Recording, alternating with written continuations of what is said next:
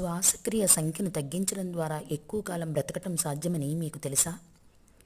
యోగులు తమ శ్వాస సంఖ్యను లెక్కించడం ద్వారా తమ మరణించే సమయాన్ని ముందే తెలుసుకునేవారని మీకు తెలుసా? మనిషి నిమిషానికి 15 సార్లు శ్వాస తీసి 100 సంవత్సరాలు జీవిస్తే తాబేలు నిమిషానికి 3 సార్లు శ్వాస తీసి 300 సంవత్సరాలు జీవిస్తుంది.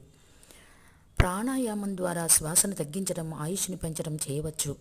మన శరీరము కోట్ల కణాలతో తయారయ్యి ప్రతి కణములోనూ మైటోకాండ్రియా అనే ప్రత్యేక కణ వ్యవస్థ ద్వారా ఉష్ణశక్తిని జనింపచేస్తుంది. ఇదే ప్రాణశక్తి.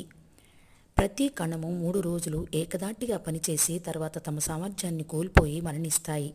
ఆ నశించిన కణాలు వివిధ విసర్జన ప్రక్రియ ద్వారా బయటికి వదిలివేయబడతాయి. అందుకే ప్రతిరోజు మల విసర్జన అవసరం. మల విసర్జన సరిగా లేకపోతే ఈ నశించిన కణాలు టాక్సిన్స్ నిండిపోయి రోగాల బారిన పడతాం. శ్వాసలను తగ్గించడం ద్వారా కణం యొక్క జీవితకాలం పెరిగి జీవితకాలం రేటు పెరుగుతుంది. శ్వాస మీద ధ్యాస పెట్టి జీవిత భరోసాని పెంచుదాం.